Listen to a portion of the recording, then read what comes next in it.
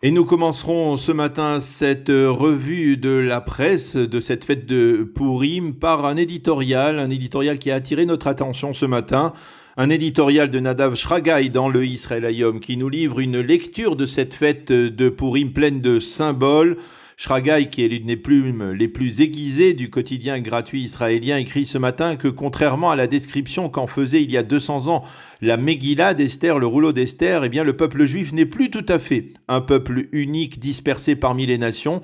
Aujourd'hui, écrit-il, la moitié du peuple juif vit sur la terre d'Israël, un tiers supplémentaire vit aux États-Unis, mais comme l'indique le texte de la Megillah, il demeure toutefois divisé, en particulier durant ce Pourim Corona que nous vivons actuellement. Les commentateurs de la Megillah nous expliquent que c'est cette division qui a permis à Haman, le vil ministre du roi Assuérus, de décréter l'extermination des Juifs. Alors ce matin, Nadav Shragai lance un appel. Ce n'est qu'en restant unis que nous pourrons lutter contre Haman et ses descendants, que même en cette période électorale, alors que le virus menace encore, il faut retrouver les gestes d'unité qui consolident notre nation. Et puisque nous parlons d'unité, Sivan Rahav Meir dans le Yediot Aharonot lance elle aussi ce matin, en cette fête de Pourim, un appel à l'unité et à la solidarité humaine à tous ceux qui refusent encore de se faire vacciner en Israël.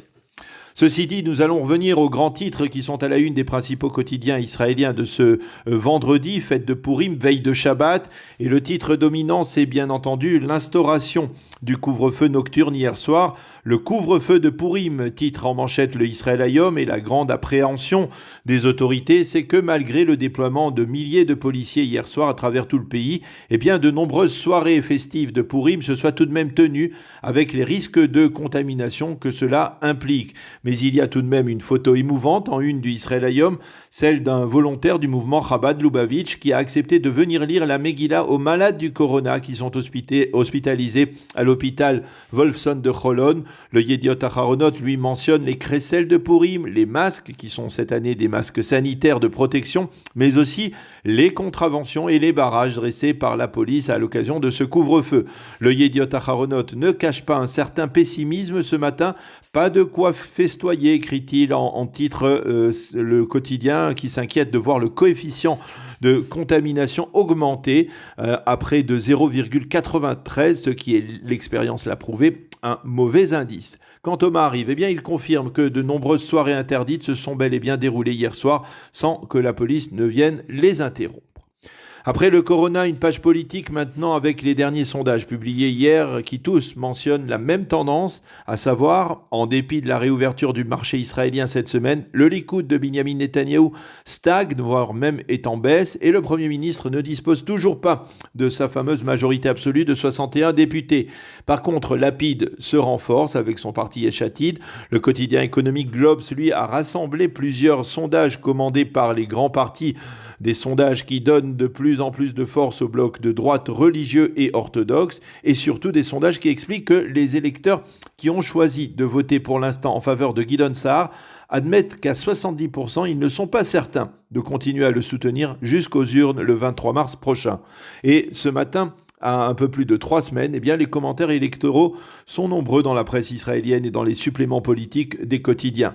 Ben Caspid, dans le Maariv, affirme que le cauchemar de Binyamin Netanyahou serait d'avoir à partager le pouvoir avec ses deux rivaux et adversaires, Bennett et Sa'ar. Si McCanmon parle dans le Yediot Aharonot de jeu d'alliance, après que l'on ait envisagé une alliance entre Bennett et Sa'ar pour damer le plion au Likoud, eh bien, la réponse est arrivée hier soir avec la rencontre entre Lapid et Lieberman, les deux maîtres de la laïcité en Israël, une laïcité à outrance, pourraient eux aussi s'unir dans l'espoir de rivaliser avec ces deux autres blocs de droite. Et ces mouvements inquiètent Binyamin Netanyahou, qui change actuellement de stratégie, après avoir compris que la bataille contre le virus ne sera pas remportée d'ici le 23 mars.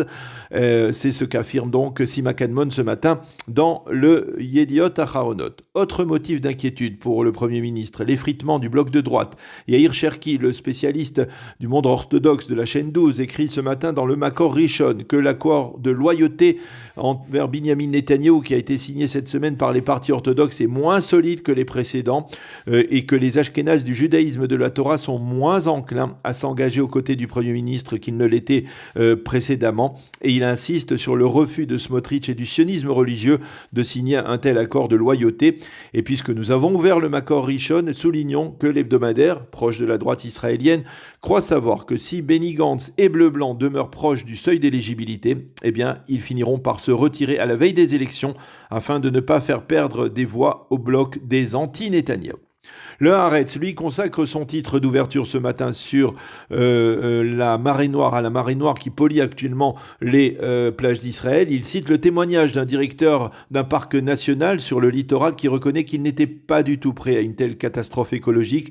Et il mentionne également le témoignage de personnes qui se sont portées volontaires pour nettoyer ces plages. Impossible, affirme-t-elle, de confier à des travailleurs étrangers une telle mission. Il faut y mettre son cœur et son âme. Déclaration donc de ces volontaires. Et puis ce matin, dans le Yediot Aharonot, une tribune inattendue, celle du prince Hassan de Jordanie. L'ancien prince héritier, frère du roi Hussein, s'est fait très silencieux pendant de longues années. Et ce matin, il sort de son silence pour lancer aux Israéliens un appel à une paix globale avec les Palestiniens et avec l'ensemble du monde arabe. Cela dépend de nous, les citoyens de nos pays, écrit-il. Il estime que l'instant présent est propice à une percée diplomatique dans le conflit israélo-palestinien. Mais il y a ceci deux conditions: la création d'un État palestinien indépendant et la partition de Jérusalem. Le prince Hassan espère même que l'Iran et la Turquie rejoindront la table des négociations avec Israël. Le Yediot Aharonot précise que jamais le prince Hassan n'aurait osé lancer un tel appel sans l'aval de son neveu, le roi Abdallah II. Et à cette occasion, le quotidien rappelle que Hassan s'était vu destitué de son titre de prince héritier par son frère, le roi Hussein, 2 semaines avant le décès de ce dernier, et que les relations entre Hassan et le roi Abdallah ont connu des hauts et des bas. C'est la fin de cette revue de la presse. Bonne fête de Pourim et Shabbat Shalom.